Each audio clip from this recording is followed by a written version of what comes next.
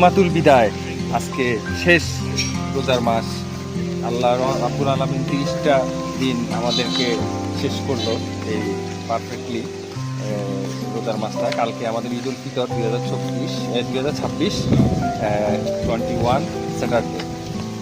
তো আলহামদুলিল্লাহ আমরা মোটামুটি ঈদুল ফিতরটা খুব সুন্দরভাবে উদযাপন করবো, সে আশাটাই করি।